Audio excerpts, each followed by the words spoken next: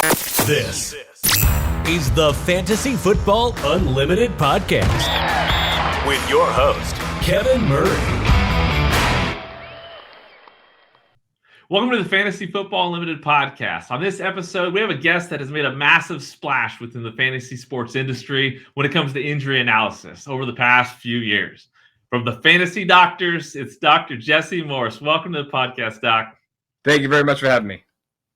Happy to have you here. Lots to dive into. Obviously, I remember when you first showed up on the scene a few years back, and so it's been fun to see the rise. Obviously, it's been an exciting time for you, kind of getting all into this, and we'll dive all into that for sure. Let's first talk about your background when it comes to sports. We're going to get into some of the professional background stuff, but where did your love and passion for sports come from?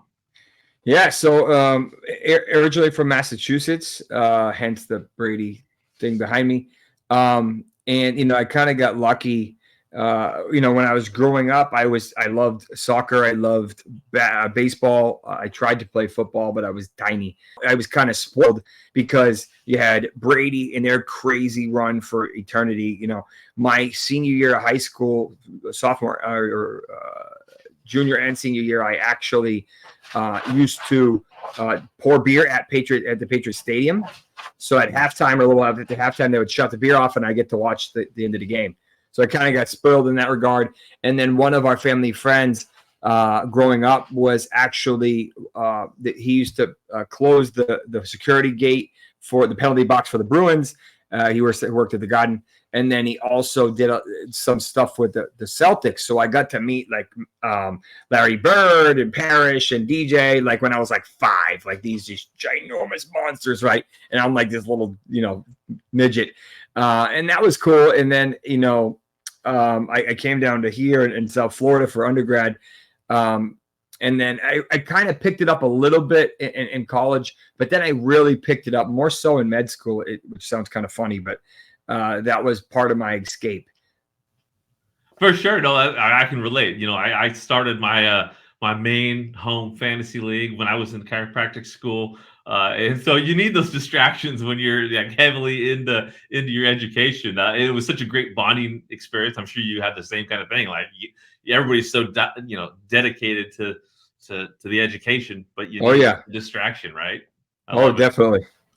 So what's your biggest, your favorite moment in sports history, as a sports fan? So I'm a huge Red Sox fan. So I have a bunch of those. I think, coming back and beating the Yankees back in 04 or 3, whatever year it was pretty ridiculous. When KG joined the Celtics, that was pretty incredible, and they meant for crazy run.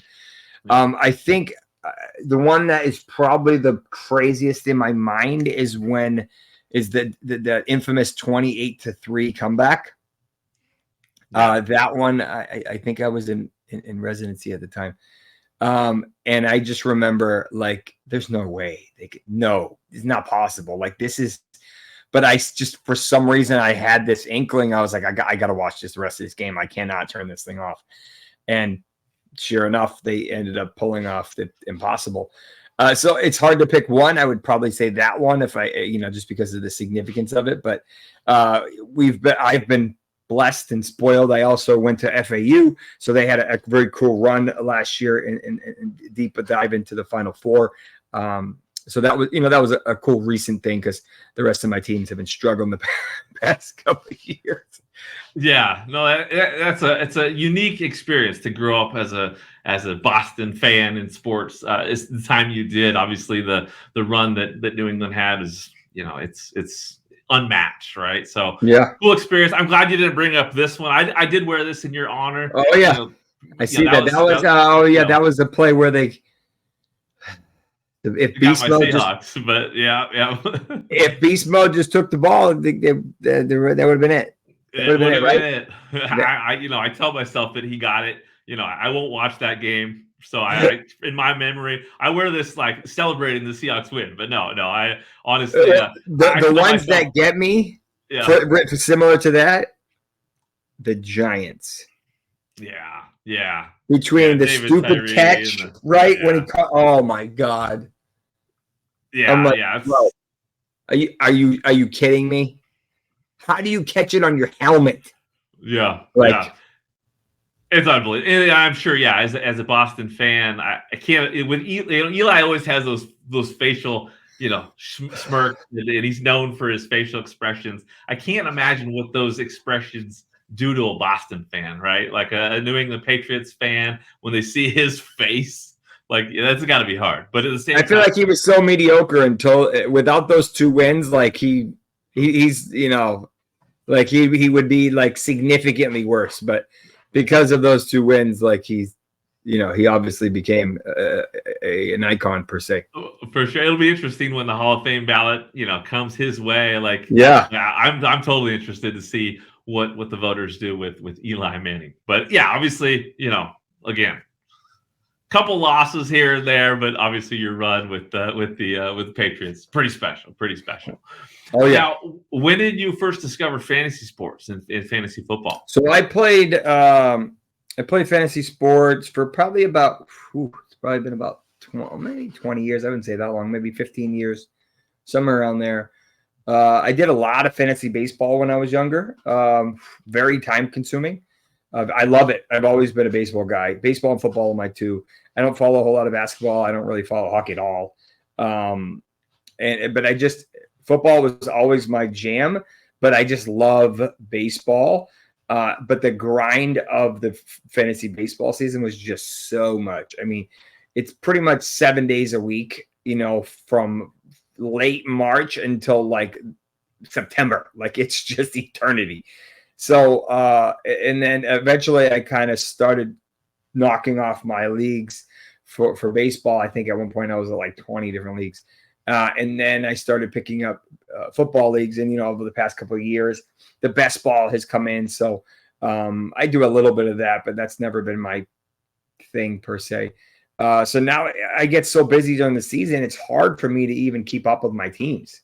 Like I try to limit my teams because I'm like, I can't even fathom putting in waiver claims. I got like 50, 60, 70 different people that I got to figure out if they practiced today, what their status was. And you get these random new injuries that pop up. Oh, he's injured. I'm like, where did this guy come from? So, and trying to get all of the injuries covered, or at least the offensive skilled players covered in an appropriate fashion. And then you have different tiers of content. You have your free stuff that's kind of an overview. You have your kind of middle of the road, a little bit more enhanced. That's kind of your summary. And then you have your deep dive. What percentage likelihood is this guy going to play this week for the high level people that are, want to be crazy. So you have to update those daily. So it's just like, it's crazy. So it's tough because I don't really have a whole lot of time to enjoy. Like, this is the time when I actually get to enjoy the games, even if my team's not in it, because it's not a whole lot of content. Thankfully, I'm burnt out by now, right? I'm just done. Yeah, it is a refreshing time of year. I enjoy the playoffs just to enjoy the game. I mean, it kind of brings everybody together just to remember, like, this is why we love this game so much. And I mean, obviously, I love fantasy. I've been playing forever, and that's everything when it comes to how much I get into football, the regular season. But there's something special about the time now to kind of unwind a little bit, especially if you're creating content. You obviously create so much. We'll get into that as well. But when it comes to like playing fantasy, like, what is it that you love the most in the past playing the game? What about fantasy is that kind of brought you into it? Yeah. So for me, I love the competitive challenge. I love, some of the frustrations of it. It's just like you could have the all-time week. You drop like 200 points or some crazy amount when everyone else is dropping like 120, and the next week you get 88. You're like what just happened here, right? But I do love, some of the waiver guys, some of the tough choices. I like deeper leagues. I'm not a big fan of the 8 or 10 team leagues that are like super shallow. It's like every team is an all-star. It's like, it's not really fun. Dynasty for me, I've never been a big dynasty people because I feel like some of the teams that are in it that leave, they kind of sell off and then they get rid of their team. And then you have like 3 or 4 teams that are just stacked, and you're like, Yeah. I can't compete. Like it's, the odds of winning are very, very difficult. So it's just like, it's very tough. And then like everybody, no one wants to trade, or it's some crazy lopsided trade, or everybody and their mother is taken. So I have one league that has like 25 bench spots or some insane amount. And it's like, you start like 15 people. So everybody and their mother is on the bench. Like there's not even anyone to even fathom. So it's tough. Like, those ones, it's like, oh, I wonder about this guy. And it's like, no, he's been, rostered for 2 years. It's just like, so that gets tricky. So, I love, it helps me keeps me sharp. So that's one of the things I like about it. I do a couple of professional leagues or whatever, expertly, whatever you want to call them. Those ones are just kind of fun to see and to kind of get a one up on the other guy or whatever. But in general, I like it. I like the different scoring. I've always preferred PPR. That's kind of always been my niche. The defensive IDP stuff was never my thing. I never really looked into the defensive guys enough to want to actually do a league. So I love the game. I've always done it. I guess I've just kind of transitioned out of it, some of it, because it's time consuming and the content and work. It's very difficult to juggle all three. Yeah, no, that makes sense. And you bring up a good point with Dynasty. Like when it comes to Dynasty, you gotta get the right people for that league, because you're right. A couple people fall off, it can really like flip the league upside down. So, Dynasty is a serious thing. If you really love people love the Dynasty right leagues. By March, they're on fire in all cylinders. They're super stoked, and you're like, they're already. I'm like, my brain is like chilling. I'm not even thinking about football right now, and they're like in the zone. Like, what about this guy? And I'm like, oh God, I'm not there right now. Like, I'm just not. There's no time off in Dynasty for sure. It's fun. I always grew up like loving the NFL draft, so I get where they're where those diehards are coming from. So I love it in that sense too. But you're right. I mean, it's some people take advantage of this off season. Is like, okay, I'm going to regroup, focus on other things. Other people, this is their time to shine. So my schedule is so crazy during the season that I just need that 4, 5 months, 6 months, whatever it is, to just kind of recharge and do all the stuff that I can't do during the season, right? I mean, the problem with what I do and what I did is that I kind of need to watch most of the games. It's very hard to analyze injuries when you're depending on other people to find the video, when you're super lagged, and you lose context in terms of like, well, if not, you're just box score jumping. You're like, well, this guy, did he play? Did he not play? You're like, did he come back in the game? Like, it's very difficult to provide timelines and sound smart and like, what you're talking about if you don't actually watch some or most of the games.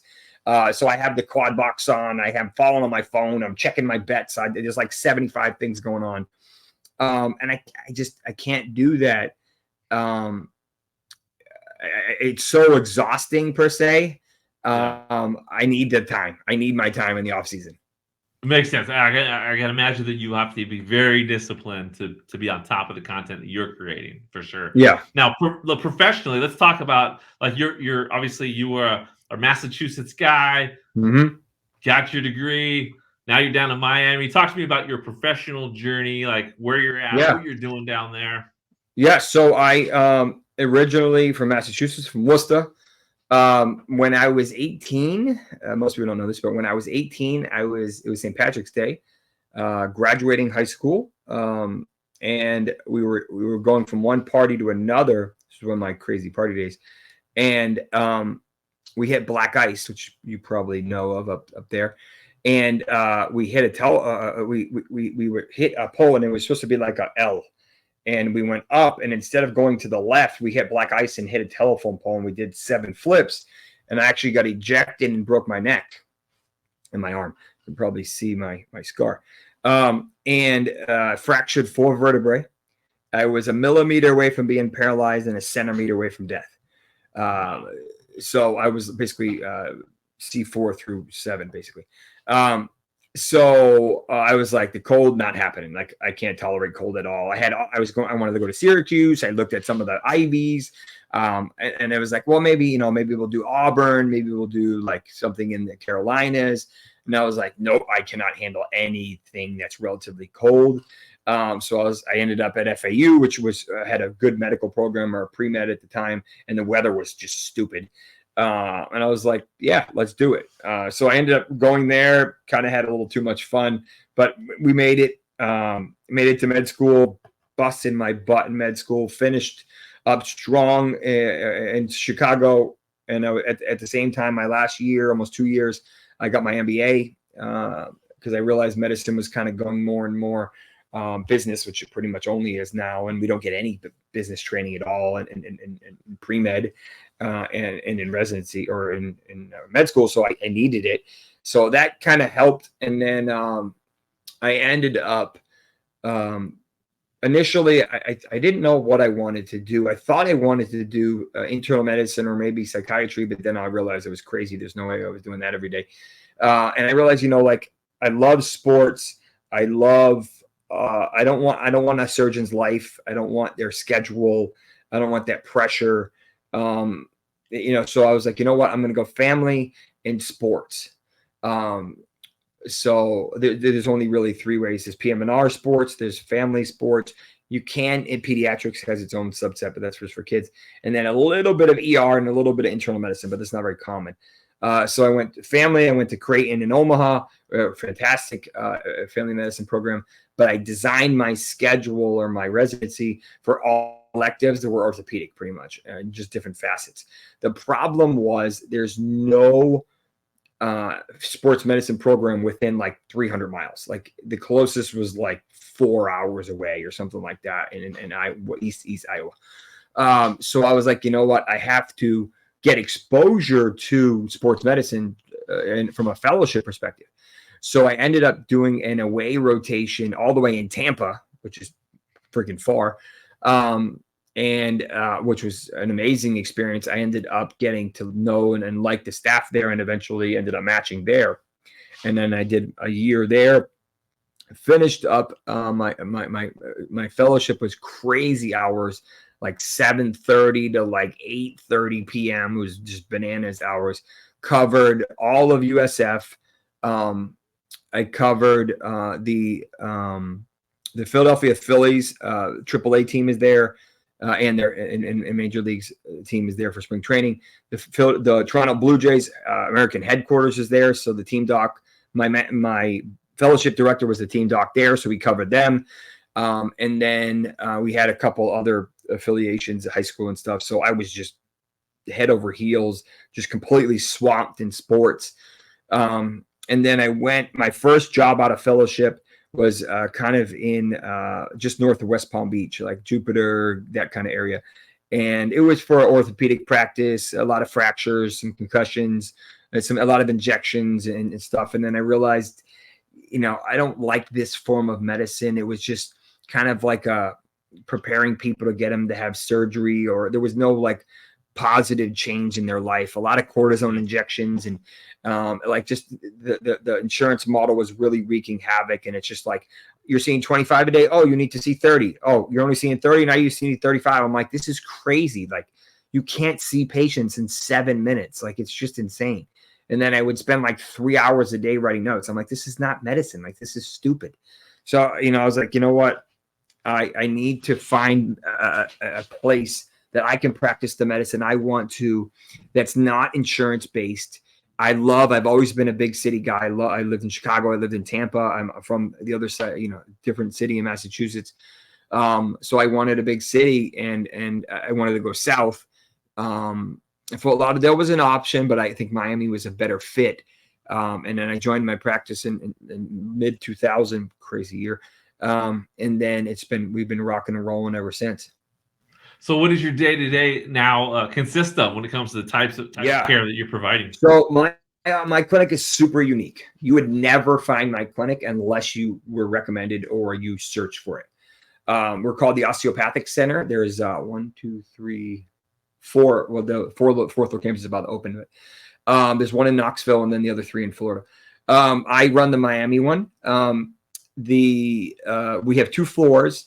The first floor, it's really the third floor of the building, is we do half sports medicine, half integrated medicine. So we're doing, for the sports medicine, I do, all my evaluations there. I have what I call my toys there, which I have a hyperbaric chamber. I have, we have a bunch of different modalities, beamer, we have PEMF, we have a biophoton, which is a red light.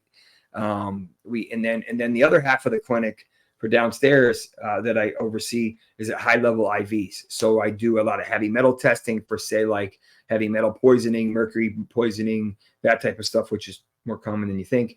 We see weird stuff like Lyme disease and just kind of funky diseases, a lot of mold poisoning, especially in South Florida. So there's a lot of that. And then a lot of our patients have either a cancer or we don't know what they have, just a combination of things. So we do high level IVs. We do something called ozone, which some people know about, some people don't. So it's a form of oxygen therapy that requires usually taking blood out, injecting an oxygenated gas into it. It's O3, and then going back into the blood, which then causes a shift in the actual immune system to modulate it to become more potent and to become less dependent on antibodies. And it's pretty gnarly. But so I'm doing all these crazy high level IVs. And then whenever I have a patient that's time for injection, we go up to the 4th floor where we have acupuncture. We have a couple other things up there, and I have a crazy high level ultrasound and then a C-arm X-ray that moves. And that's where we do all of our injections. So I specialize in stem cells per se. I don't really do a whole lot of steroids or anything like that, or any gel. So someone will come in, shoulder, knee, hip, whatever, pick a body part, and we inject it. I do everything except for the spine. My partner does the spines. And our approach is a little unique. We do something called a prolotherapy-based approach, which basically means that instead of just injecting one spot and hoping the medicine goes everywhere, I inject each ligament or tendon for that joint. So to give you an idea, this is the knee. So I will hit patellar tendon, quad tendon. I would hit what we call the patellofemorals over here, 1, 2, 3, 4. Meniscal femorals is 1, 2, 3, 4. I will hit LCL, both sides. I'll hit MCL. I'll hit ACL, PCL, and then I'll hit the joint. That's one knee. To give you an idea. So, and then I do that 3 times over the course of a week or 2 or whatever. So, the process is much more comprehensive, but our results are just insane and they do really well. But the severity of the injury and the quality of the athlete or person or, timeliness will depend on what product we use. We use anything for prolotherapy, which is basically dextrose and lidocaine. It's kind of old school 1800s, early 1900s, like mild PRP. And then you have PRP, which comes out of the blood. We have different stem cell lines. We have bone marrow coming out of your hip. We have adipose coming out of your fat. And then we have a couple different other options that are graft-based, that are allograft-based, that aren't from you. And so we mix and match these depending on what you're doing. So I have NBA guys. I have MLB guys. You name it. We have all different walks of life, many people that you watch in the field. And it's cool because I get to associate and affiliate with these people and try to get them better. Whether they're the guy I saw today had a pretty significant groin strain and he's training for the Boston Marathon, but he lives in Costa Rica and he's in Miami to train or to rehab. And then he's flying back to Costa Rica and then he only has 3 months. So he has to ramp up and so that's something that's like, well, you don't have a whole lot of time. There's only certain products I can use. So you kind of have to evaluate the situation. A lot of times I'll throw ultrasound on them. I'll evaluate what the quality of the tissue, the severity of it. I'll use it to inject and then kind of do follow-ups and stuff like that. And then I'll bring them down to the IV suite, put a high-dose vitamin C, which is fantastic for injection day, helps with collagen production. And then, we'll do modalities. I'll put them in the hyperbaric chamber. If they want peptides, I'll put peptides. I'll do some different hormone things. And then my newest toy or endeavor is anti-aging. and longevity, which is kind of cool. And I have a kind of whole different protocol that I'm working on there that, you kind of test your biological age, kind of see where you're at, see where your telomere length is at. You have different protocols for high level hyperbaric chamber, which has some data from Israel. We have different peptides that can help with longevity. I started my own supplement line that can be super high quality. Different supplements and plant extracts that are super strong and that can decrease inflammation and help with overall optimization of the body. So we're doing a bunch of different crazy things. We do genetic testing that helps to isolate. Oh, hey, I have ApoE. This person doesn't do glutathione well. So we have all these crazy complicated stuff. And then I sneak out to record a video here and there.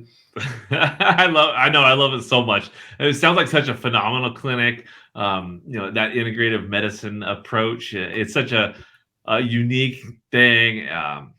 Proactive, preventative. I mean, to me, that's phenomenal. I love hearing about that. I love the fact that a lot of people probably don't know that you're doing all that stuff. No. I mean, to me, it just the environment. No, my clinic is very unique. I have the luxury of doing what I do.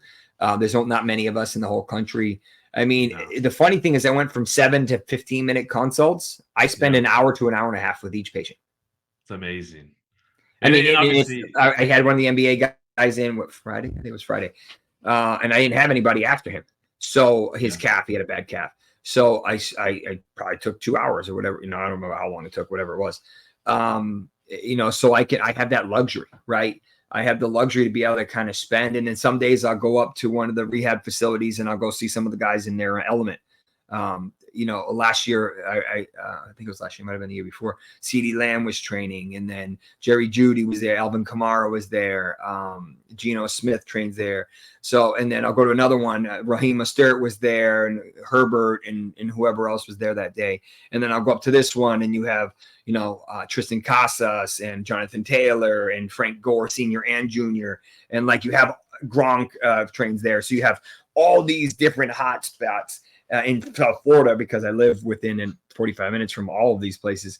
You can just kind of go to different ones if you have the right connections and see them and see them and say, hey, bring the little portable ultrasound. Hey, what feels bad? Do you want to evaluate this stuff? So you can see them in their element and also educate them. Yeah, that's phenomenal. So what's your favorite part about what you do professionally? I love the ability to be proactive and reactive. I like getting people back to doing whatever they do without restriction and without surgery. The rate limiting factor for what I do is money. Yeah. And I can't control that, right? That's kind of insurance based. That's a separate discussion for a separate day. But if this was covered, I'd have people lined around the block, but it's not. So most people can't afford 5, 10, 15, 20K or whatever the injection price is for whatever we're using. So unfortunately it becomes restrictive, but we've seen some gnarly stuff. Like, I don't know how he's doing as good as he is where he's at. Like, where people are like, oh, labral tears of the shoulder, of the hip, you only need surgery. I have about 10 people that would tell you otherwise that are 1 year out, 2 years out, 8 years out and still doing great. I had a high level elite, like basically Olympic swimmer. She's 14. She thinks she just turned 15. Bad labral tear. Couldn't swim. Just did do a whole lot. March, April, like last year. Finally came to see me. I think it was May, June. I injected her with some of my high level stem cells in the hip, in her bad hip. 3 months, she went back to full level swimming. Was faster than before her injury. And now they're like, what the hell? Like, did you have, no, like, no, a labral repair takes 6 months. So there's no way you could have had it done like appropriate. So it's like, it's cool stuff, because if you know where to put the needle, if you know what the diagnosis is, and if you have the right quality and potency of product, you can fix some crazy stuff that most people don't think you can do. But it's cool because I like defying the odds a little bit. Unfortunately, I can't really talk about a lot of stuff that I do, so I lose that kind of fun of it. But it's in general, it's cool because rarely do I say no. I love it. No, that's the coolest stuff. Now, obviously, what inspired you to get involved? I mean, obviously, you're got a busy career. A lot of things going on. It's not cookie cutter, that's for sure. When it comes to maybe a traditional medical approach. Yeah. What inspired you to get involved in the fantasy industry? Yeah. So I'd say halfway through residency, I started, because I'm getting better with sports, but I wasn't, truly fully sports at that time. And I'm watching sports and I'm listening to the beat reporters, the Schefters and the Rappaports and whoever, and they have zero medical training, right? They literally don't know what they're talking about besides repeating it from someone else. So they're talking about all this timeline for this and this. And I'm like, no. And so I was like, I can do better. I feel like this is an element that's missing. And to add a wrinkle to this, one of the ways that I teach, I guess, the way I do in my videos or discuss injuries is part of the reason is because of how my training happened. So at Creighton, we actually had the contract for refugees every year in that city. So at the time I was at Creighton, we had the refugee contract for Burma, Thailand, Nepal, like that part of the world. None of these people spoke English. Most of them were in these, I won't call them concentration camps, whatever you want to call them. They were completely segregated. They never even had Tylenol in their whole life. 34-year-olds, like legit. So they come to America, they freeze their ass off. And then they're like, describe to them what diabetes is through two translators. Like, that's very difficult. So I literally have it's extra sugar in your blood. Like it's tough, right? And I'm like, hey, you should pick up this medication. And what is a pharmacy? Like there's no concept. They don't have it. So everything took 3, 4, 5 more steps, right? Everything was so much more complicated that's just how my teaching began. That's just how I was used to. So everybody's like, well, why are you so descriptive? Why do you describe it this way? Because that's kind of how I had to be for these patients to understand what the hell I'm talking about. So I just translated that into sports and into family or whatever. And then so that's kind of how it began. And then at 16, I was kind of by myself. And then I think it was early 17 or maybe late 16 when the fantasy doctors reached out. And then we just started growing and growing and growing. And I think in the past 2 years, I think we've seen a big jump, if I were to guess. A lot of it is, work in, work out. But the industry has kind of grown, as you've seen. Chow has always been here. But, the rest of the scene is relatively new. Some of the young guys, some of the guys have only been around for 2-3 years. Chona has only been around for maybe a year at the most. Very, very good at what he does, but he's a new kid on the block. Obviously a fantastic approach. And then the physical therapists offer a different approach because they see the game and then the body and the injuries differently than I do.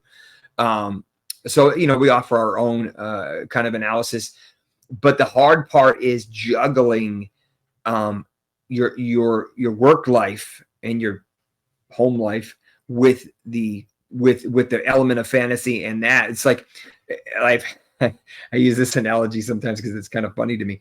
If you were to just randomly stop by a surgeon's office and say, hey, what do you think of Amari Cooper's heel this week? What? What? Unless he happened to be a Cleveland Browns fan and really in tune with the game, there's no way they would know what the hell you're talking about. There's no way. Yeah. Because the problem is, and it's got much better, there's so much information. There's so many sources that you have to look and cross-reference, and sometimes it's never even confirmed. They never confirmed it. Yeah. It's like most of the time, it's nice when they actually say this guy had this and this guy had that. The tough part is finding all the sources and trying to track down all the injuries. Like it's literally not only, and my wife pretty much is completely done with NFL season by now, but I mean, you have games and the problem is kind of the way they schedule it. You have Thursday, now you have Saturday, Sunday, all day, and then Monday. It's like, it's ridiculous. It's literally insane. And the problem is like, oh, well, I'm just a Saints fan, or I'm just I can't be just one fan of one team because I need to report for all the injuries. That's what most people are like, oh, I only care about the people on my fantasy team. Well, I have to cover every team. So I can't just be biased and say, and then I add another element to it on the fantasydoctors.com. I decided like, there's no injury history guide. Like, you can't just Google what is this injury history. Dynasty Sharks or Draft Sharks, one of the two, I always confuse them, has a guide, but it's not super up to date. It's not analyzed by a physician. You can tell it's kind of choppy and wordy, and sometimes it doesn't really make any sense. And a lot of the times it's missing a lot of data, missing a lot of points. Just because a player didn't miss a game doesn't mean he's not injured. We see that all the time. So I want to record, hey, if his player was on an injury report, why? What that impacted them in some capacity, and that will likely lead to a future injury. So I want to document that. So when I find an injury, I put it on my spreadsheet, and my team pulls it off and puts it into the database. And then this upcoming year, it's close to being done, very close, we'll have it searchable. So you could say, hey, high ankle sprains in 2023, and every player that had high ankle sprain will come up. Or you could say, hey, I only want the Rams, and I only want from this time period, and it will pull all that data. That's so. What I know you put a lot of work into that. Yeah, can you talk about that a little bit? Yeah, I mean, so about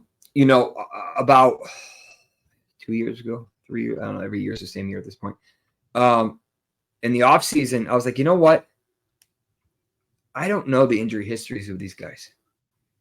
I was like, I need to know how risky they are. I need to know how much volume they have on their legs, running backs. How often does this type of player come back from this type of injury and return to the field? I need to do a deep dive. So I literally went through every quarterback active, every running back, every wide receiver, and every tight end. And I found every single comment of injury going back to as far as I could find. I have Pop Warner comments for Devontae Adams. If it was talked about in some capacity on the internet and Google could find it, I cross-referenced looking at high school papers, analyzing tweets, like you name it, I looked at it. And then I documented. It's probably still missing 30, 40, 50% of their injuries because a lot of them never commented. Yeah. But, and I use this phrase quite often, the greatest predictor of future injury is past injury. There's fluky injuries. We're going to have that. But yeah, why are we always worried about Christian Watson getting a hamstring injury? Why are we worried about certain players because they have a significant history of XYZ? Debo gets injured with a soft tissue injury most years. If you look at his injury history, you'd be like, this dude is always injured with a soft tissue injury, usually a hammy. In some guys, unfortunately, that's the nature of it. Julio Jones is a perfect example. That dude had more hamstring injuries than I can fathom. And then you have guys like Stafford who just had the craziest injuries. His injury history is insane. And like, you're just like, he had fractures and this, and he had this surgery and that. I'm like, I don't even know how this guy's still playing. Like, it's insane. So I kind of put all that together through an entire offseason, and then started to build it. But the problem is the builders or the coders, they don't understand what the hell I'm talking about, right? So like the way they translate it in their head doesn't really make sense to regular people or fantasy, So I kind of had to edit it and make sure it sounded right. And so that was very time consuming. And then you're trying to constantly update it. So it's like, hey, a guy has missed one game due to injury. Well, if he comes back next week, then the profile is up to date. But he doesn't come back next week, you need to change that to a 2 because now he's missed 2 games. Right? So, and then as we constantly get more information, I need to make the profiles more accurate because that's what I use to reference. Right? So like Josh Jacobs, they finally commented on what he had. We knew it was a quad. I assumed it was a strain because that's traditionally what it is. But they described it as 2 different deep bone quad contusions, we call them. So that sent it to my guy, said, hey, this is what we need. This is what he actually had. So as we get more information, I update my sheet and to allow more for it. And everything on that injury history, I have written or contributed to in some capacity. So it's not like lay people that don't know medicine. It's like me analyzing it as if I was seeing this patient with the information that we have. This likely a grade 2 based on timeline, based on XYZ. You're not going to miss 2 months with a grade 1. It's unlikely. So you kind of put these pieces together. Unfortunately, very time consuming. And the hard part, and you've probably experienced this, most of us have, is getting someone to pay for it. That's the hard part. No one wants to pay for anything. Yeah. Right? Everybody expects everything for free now. And unfortunately, it's tough because our time isn't free. This is very time consuming, and unfortunately people find it valuable, but not enough for them to technically pay for it, which is kind of frustrating, I can imagine. I mean, you put so much into it. It obviously, hopefully over time, it'll just build and build and build. And because as a resource, I mean, it's huge. If you want that competitive edge in fantasy, sports analysis, injury analysis is a huge way thing to dive into. Oh yeah, that others in your league aren't doing. So it's good to follow Twitter docs out there. Talk to me a little bit about the Twitter doc life. I mean, obviously it's been a wild roller coaster, right? Like, what's your experience been from there's been wild interactions, I'm sure. I've seen so I made the decision maybe probably 2 years ago or so to keep my DMs open. Kind of a double-edged sword, because man, do they hit hard. And you have some people who think that like you're their personal like question answerer. So it's like, hey, what about this? Hey, what about, and they have like 12 leagues. So it's like, hey, what about this? But I'm like, bro, I've only asked you one question, but I have 50 people asking one question. And they ask it at noon and the game's starting in an hour. It's like, I'm not sitting here for an hour answering all your questions. Like, so that's, frustrating. And then everybody expects an answer immediately. It's like, hey, what was this injury? I'm like, bro, it just happened 20 seconds ago. Like, literally, they haven't even taken the dude to the whole locker room, and you already want to know what he has. I'm like, 5 years ago, 10 years ago, think about that. There's no way you wouldn't even know that he was out of the game. Yeah. It's some of it is frustrating. You get a little notoriety here and there, whatever. But in terms of like just sheer work, I mean, the bar has been raised so high that I have people asking me about basketball and I don't even follow it.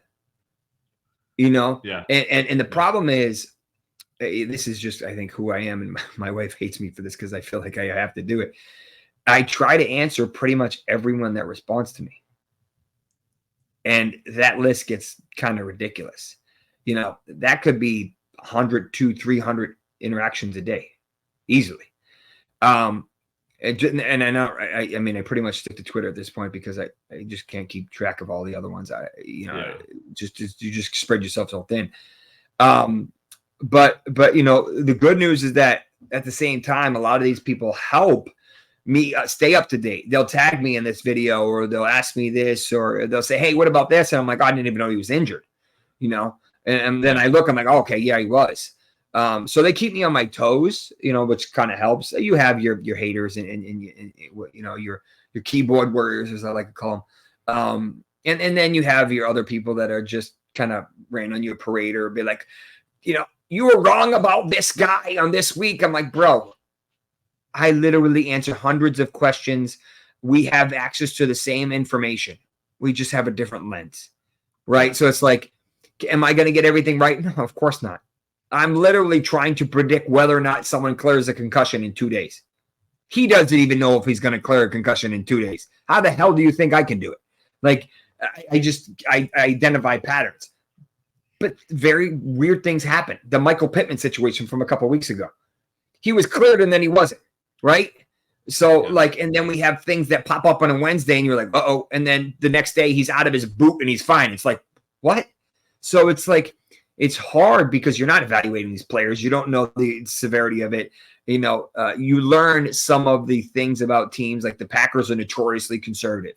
The Eagles are really aggressive. They will put someone out 3 weeks after missing 3 weeks in a row. They will bring someone back a week before the bye. You're like, what?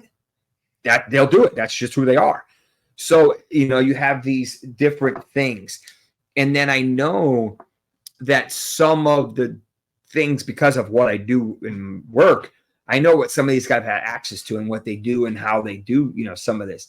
I know how some of these guys are able to get the volume and handle it. I know like why McCaffrey can stay so healthy. I learned, you know, over the past couple of years because he's a big fan of the type of work that I do. He's not my patient, but you know, like, so you kind of get like these inklings, and then some guys just continue to defy the odds. Like, how the hell is Derrick Henry still doing what he's doing at his age and his volume? You know, it's crazy. But you know, you kind of do all this stuff, and part of the community is really supportive, and then a lot of them are, you know, like, oh, this is my guy, I love this guy, you know, and it's like, okay, fine, like, I'm not gonna miss you, and like I'm at the point where if someone bickers, if someone like gives me lip, like, it's not worth my time. Yeah. Depending on what mood I'm in, I'm either going to mute you or block you. It's just one of the two. Because like I just don't want to deal, like, I'm doing, it's not like you're paying me. Like, I'm doing this because this is what I like to do. And I just don't need to deal with all the fluff. Like, I make predictions based on information and based on things that we've seen in player histories. But that doesn't mean they're always going to be right? I mean, like, McCaffrey missed back-to-back years after having ridiculous years. And like, oh, yeah, he's done. And then all of a sudden he's been ridiculous again. So it's like, you know, that doesn't usually happen. You know, like, oh, well, J.K. Dobbins got injured and then, oh, he's going to be fine. No, look, he tore his friggin' Achilles. So it's like, you have anomalies, and you have, you know, guys that buck trends. Breece Hall, who the hell would have thought he was going to do what he did this year? The talent was there, but usually it just doesn't work out, especially without Rodgers. So it's like, there's certain things that you can't predict, and that's what makes it crazy. Like, yes, some injuries are, I don't say predictable, but you can kind of determine if a guy's a little bit risky, but some of them are completely fluky. You know, this guy happened to land in this direction. But then you have a guy like Anthony Richardson who had multiple injuries to that shoulder before that injury. Those tissues were beat up before he landed on it that day. Grade type 3s are really, really hard to do. There's probably been 3 guys all year that come to mind that possibly had a grade 3. Like, that just doesn't happen with shoulder pads on. But it's because of his injury history and the way he plays the game. That's why he had that. But you would have never predicted that. Like, there's just no way. You can't predict that. So, you know, we try to do the best we can with the resources we have. And I personally feel like we are really close to having a physician in real time available to analyze an injury. It'd be exciting for sure. I think that, you know, a huge part of this game and sports betting in fantasy sports, that's an exciting thing for sure. And you're right. I mean, it's one of those things, you do the best you can, but obviously the more information that you can bring in and use to guide your analysis and your advice, you know, better off the consumers are. Now, let's talk a little bit about the fantasy community. I know you've attended the Fantasy Football Expo. What's your experience been like with that? And then obviously getting to know people in the industry. So the cool thing about the expo that you don't really see anywhere else is you can't really interact physically and understand who people are, because like, you see them as a video screen, or you see them as a profile, or some people don't even have a face, so it's like some emoji or whatever. Yeah. And it's nice to put a name to a face, like a personality, or like, oh, that dude's cool. Or, all right, that dude's a douchebag. Like, he's who I thought he was. And they're like, oh no, this dude's super cool. Like, chop it up, whatever. And you actually get to interact with people. And that's the cool thing about it. Like, the timing is a little tough for some people, and it's expensive if you have to fly there and rent the hotel and take time out of your day and so on and so forth. But I just, in my opinion, there's nothing like it. There's nothing like it anywhere else, because you just can't. Once the season starts, all hell breaks loose. You can't even, in my opinion, there's no way I could fathom doing that. There's no way. So it's like, it's a nice kind of warm up before you actually start chaos. And you get to see all the people that I grew up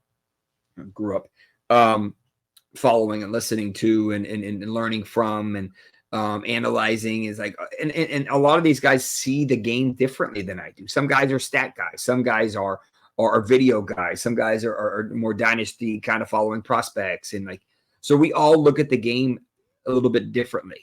So, and that's one of the things I like, and I don't do a whole lot of the expert leagues and the Kings and I'm sure if I put my name in, they would probably consider me, but sometimes I just like to have fun. I like to enjoy. I like spending. Usually I bring one or two of my guys, most of which I haven't met, to the place to meet them and hang out with them and kick it and have a good time and whatnot. So it's a beautiful weekend. Sometimes we'll go to the Hall of Fame. Sometimes we'll just stick around. And I just like it. It's a cool spot. You get a ton of interaction. You get to spread your name to people that maybe you've never met before, never heard of you, and get to relate to people that they're like, oh yeah, he's not a stuck up douchebag. He's actually kind of a nice guy, or he's just as crazy as I am in terms of football. Like but it's hard. Some people don't feel like they're approachable or whatever. But so I feel like that kind of breaks the ice a little bit. And I it's unfortunate. I wish some of the bigger people, so to speak, or more people in general would come, because I think that they would be like, damn, this is awesome. Like I get to do pretty much talk about fantasy and football and hang out and drink and do whatever the hell I want for 2-3 days. And then I go home back to normal. Yeah, it's especially bad. I've enjoyed my interactions with you for sure. Hearing stories about Miami, some crazy stories. In FSGA, saw you there too. So yeah, always enjoy hanging out with you and just getting some insight from you as to what you're doing. It's been cool. So the Expo is definitely a place that I'd highly recommend. Every August, Canton, Ohio. Bob Lung putting together an event that just people come together from the community. It's truly special. Let's dive into just a few rapid fire questions. I'll throw out a question. Just give me what first comes to mind. What are your long-term goals in the fantasy sports industry? You just kind of keep at it? No, I'll get burnt out. I like to. I can't go as hard as I go because it's just too time consuming. I probably spend 40 hours a week, 30 hours a week, somewhere on there, just on injury content. I would ideally like two things. One, build the Fantasy Doctors up to a company that will get absorbed or purchased. So I actually finally generate revenue. I've been doing this shit for free for 7 years. And then secondly, get identified as someone who would be a Fox analyst or ESPN or something like that, where they pull me in and say, hey, just like the referees that like this play is this, and they're wrong half the time. And then 30 seconds later, they actually say what happened. Well, you don't have that same luxury with injuries. They pretty much never tell you what happens. They just, the guy's out with a knee and they tell you 35 minutes later. So I would like to do it in real time. That's going to change betting. That's going to change fantasy. I think it will give patients or fans a better experience, a visual experience. And there's only a couple of us that can truly do it. Because as we talked about earlier, you can't have orthopedic surgeons that don't follow the game do it. Like sports med docs can, but you need to be able to follow the game. And then, so there's only a couple of us that truly qualify for the criteria, maybe 6 to 8 of us. So I think it'll be a cool thing. I like it. No, what do people misunderstand about you most? That's a good question. I don't know. Pretty much what you see is what you get. I am kind of an ass. I'm what I call a masshole. So I do have that little bit of arrogance. Unfortunately, I think it's just how I grew up. So that rubs people the wrong way, and I get it, and it is what it is. But I've got better, I think. So I try to help as many people as I can. Some people don't like my style, so I'm not going to try to appease everyone. But I'd say probably that's what it is. The masshole. I love it. What advancements in healthcare are you most excited about when it comes to caring for athletes in the future? Oh yeah, I mean, there's not too many things that I think will require surgery. I mean, they might still push for surgery because that's the model that stupid American healthcare uses. But we have so many cool, what I call toys and different options that we can use, and just the like the ultrasounds that we use. I was telling you about before we started about this crazy course that we're going to next week. Like the technology that we have, like why are they not using ultrasounds to scan players' Achilles every 2-3 weeks? There's a very complicated answer for that, but I won't get into it. And like, well, how do you know they aren't? Well, my mentor is the team doc for the Bucks, so I can tell you they aren't. And the problem is, I know athletes. I've talked to several of them. They never, ever. They look at me like I have 3 heads. Like, no one's ever done that. So it's just like, why? Like, so there's certain things that are inexpensive, that are very helpful, and that can prevent injuries. For me, it's about prevention. Reactive, it's too late. That Achilles is torn. You can't go back and untear it. That player is permanently changed. They will never be the same. Look at Dobbins. Look at Cam Akers. They will never be the same player. It's not. But if you can prevent that from happening, that player, you would know any different. So that's, I want to use the beautiful toys and technologies that we have that may be frowned upon in some circles to make the game safer, make the game better. And at the end of the day, in my opinion, it's about money. The team owners are cheap. It's all about revenue. They have zero interest in taking care of their players long term. Seriously.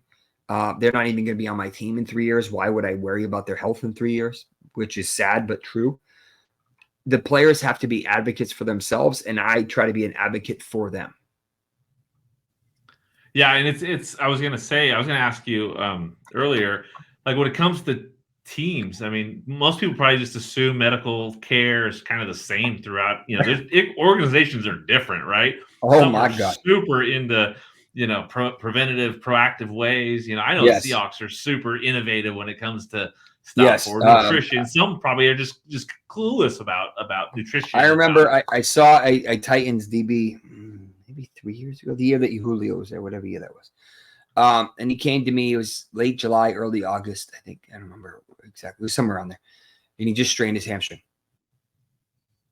And mind you, I'm in Miami and he's in freaking Nashville. This isn't exactly up the street. So I'm like, hey, what's going on? He's like, I injured my hamstring. Can you check me out? Sure. I'm like, all right, I need you to do, we injected it. I think we used PRP or something. I injected it, and then I was like, you do Graston, dry needling, I need you to do high level physio. And I'm like, all right, when you go back to Nashville next week or tomorrow, whenever the hell you're going, I need you to find someone that does Graston, someone that does high level physio. And he goes to me, we don't have anyone with the organization. I'm like, wait a minute, you play for the Tennessee Titans. You make like several $1 million a year. Like, you're trying to tell me you don't have a physical therapist that does Graston. He's like, no. He's like, I literally will have to find someone in the city. I was like, huh? Like, I just literally couldn't understand the concept. I'm like, this is insane to me. Like, and what most people don't realize is that you have 4 team docs, basically, to make it easy. There's 2 orthos and there's 2 non-surgicals, which is what I am. And there's 53 to 60, sometimes 70 players. How in the hell are you going to be able to see all those guys? There's no way you can't do it. It's just not possible. Yeah. So things get missed. Some players want to hide injuries because they feel like it's going to prevent them from playing or prevent them from making XYZ money. So that's why they all have their own teams. That's why professional players see me all the time, because they don't want their teams to know about their injuries. They feel like that's going to prevent them from making more money. The teams don't want to be proactive. They want to be reactive. They want to be cheap. Most of them only do PRP. PRP is, a 3 out of 10 in potency. What are you doing? It's very inflammatory. There's no way in hell you're going to be able to play in 3 days after that. There's no way. There's no way. Like, what are you doing? That's part of the thing that most people don't understand. It's like, oh, they're this multi-billion-dollar organization. Of course they're going to have the best stuff. Nope. Unfortunately not. Yeah, that's wild. I mean, it's true. It's something that a lot of people don't realize, right? There's just differences in organizations, and a lot of them just aren't on that same thought process when it comes to just doing all they can for their players. So obviously something that hopefully the advancements in healthcare and in medicine can make some changes, because they're definitely needed. Now, a couple more things. When it comes to some dynasty players, are there any players that you can think of that just might have like an injury concerning history, but you just want them on your rosters? Any players that you'd recommend that you think that you would essentially ignore, the stereotypes about them that you think that are great additions to a roster? I think Derrick Henry's got at least another good year in him. I'm completely okay with Christian McCaffrey and with Keenan Allen. We saw what Aaron Jones can do when he's healthy. Puka is a friggin' monster. Get rid of Cooper Kupp ASAP. I still have some thoughts that he might retire at the end of this year, which is kind of crazy, but the only thing that would prevent him from doing it, in my opinion, is how much money he's owed. Jordan Love surprised us. I think he has a massive trajectory. I love Jaden Reed. If you can get him now. Drake London is about to be a somebody, depending on who they get, but the talent is there. Yeah. Don't sleep on Mike Evans. He's not done. I'm sure there's more, but those are the ones that come to mind. That's good. How about like Michael Penix? Obviously, rough game in the championship here. There's a lot of concerns. 4 season-ending injuries during his college career. 2 ACLs, a shoulder dislocation, a separation. What are your concerns with a guy like that coming into the NFL? I was reading someone today. I forgot who it was on Twitter, and it basically it was. I think I even liked it because it was so true. Unfortunately, he's not a mobile guy, and he doesn't do well when he's pressured. That's a recipe for disaster in the NFL. Yeah. He's good at not taking a sack. He moves well in the pocket, but yeah. But in terms of mobility, and his injury history, like the only quarterback that comes to mind that has as big of an injury history as him is Deshaun Watson. And that hasn't exactly worked out. Yeah. What are your? Obviously his was a little, unique, but sure. What's your stance these days on Tua? I mean, obviously that was a significant injury. We haven't seen a lot, right? Where do you think he is right now and in the future? What are your expectations long term for Tua? So I actually tried to get him in the office. I couldn't, whatever. Did a great job. He did a great job figuring out his problems, putting on bulk, learning how to fall. And then I give a ton of credit to him, but I give even more credit to McDaniels. Daniel, how do you pronounce it? Because that team is so fast and the ball gets out of his hands so quickly. You can't even get to him.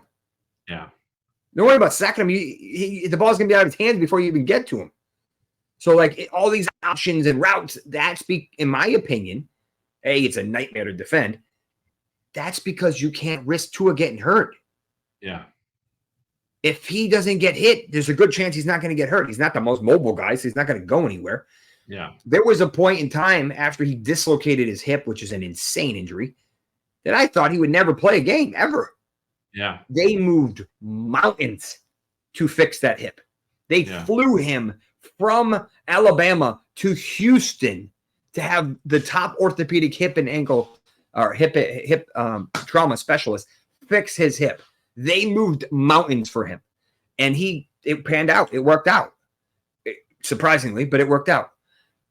Will it come back to bite him eventually? I don't know when, but eventually. He's still relatively young.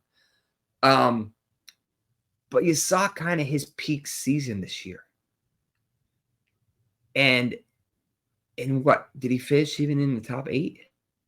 I mean, so from a fantasy perspective, it's like, oh, yeah, I want him. But do you, the yards help, but you kind of need the touchdowns and you kind of need the rushing. Yeah. That's why Josh Allen can have 10 more interceptions than him and still beat him in fantasy. Because the dude rushes for 15 touchdowns a year and rushes for 6, 7, 8, 900 yards or whatever it is. So, unfortunately, Tua doesn't have, from a fantasy perspective, he doesn't have the tools that are going to make him successful. Yes, lower ceiling, right? Lower ceiling, yeah, relatively high floor, but so does a Derek Carr. It's I don't think his price will really change next year. Yeah. If you look back at it, it's like, I'm not going to reach for him. For what? Yeah, no, it's good. So as for your journey, like obviously within this fantasy industry in space, is there a few people that have just, really impacted you along the way that you want to give a shout out to? Yeah, I mean, there's been a ton. Scott Barrett's always been one of the ones that I check to learn a lot from. I love Hayden Winks does a really good job of putting out content. I like the technical stuff, so that's the type of stuff that helps me. Matthew Berry back in the day when he was grinding and putting out crazy content, obviously the OG. And then there's just so many to name per se. I have a tendency to kind of focus on the injury stuff because that's my niche. So most of that is going to be beat reporters or the main couple of guys that report. So, but in general, in terms of fantasy content, there's a ton of people. Unfortunately, I just usually don't have a lot of time to absorb a whole lot of fantasy content while trying to also do the injury content. Understandable. Everything you got going on your plate for sure. Now, what general advice do you have for people that want to get more involved in the fantasy industry? And what specific advice do you have for healthcare professionals that want to do more in regards to so general people just join and start. First of all, don't expect anything financially, or if it is, it's very low. This is a passion-driven industry. The competition is fierce. I understand there's hundreds of thousands or millions of people that are doing it, but the industry has so much content. Find your niche, find what you love, find what you're good at, and just run with it. Maybe you're an IDP guy. Maybe you're a dynasty guy. Maybe you love creating stats, or whatever. And just find your group of guys that you like, girls, whatever, that you like to hang out with, that you like to form a league with, that you chat with, that you associate with, that you do podcasts with. Enjoy it. For healthcare professionals, understand that you're going to sacrifice a lot of family time. A lot of every weekend from early September until January is booked. Think about that. That is a massive time commitment. It's tough. It's very tough to do. So that's why there's not many people in it, because it's so time consuming, and you can't take 2-3 weeks off. You're lost. You don't even know left from right because you don't know who's injured, who's coming back. This guy's been playing through this injury. You really have to really love it and want to follow it. You have someone like that does just one team. Banged Up Bills comes to mind. Like they just follow one team, at least from my understanding, they do, which is probably a lot easier. So maybe that's what you do. You follow your team or the team that you like to follow, whatever, and you do that. But doing what we do is very, very, very difficult. It's just there's no playbook. There's no handwritten guide anywhere. There's no single source for all these injuries. Learning injury analysis by video is very difficult. It's getting easier, but it's still difficult. But in general, it's just understand it's time consuming, and you have to be on the phone a lot or computer, and it will take away from everything else in your life. So it's a commitment. If that's what you're willing to do and interested in doing, then by all means. But either you're in or you're out. I remember talking to Chona earlier this year, and long and short of it was I had no idea how much time commitment this took. Like, oh, it's only 10 minutes. No way.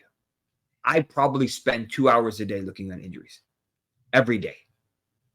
In between patients, when I'm driving, sitting at red lights, like wherever I have time, I will find injury analysis and I will look at update reports. And, every Wednesday, Thursday, or the main days, I'm looking at who got injured. Do you think you really want to do that?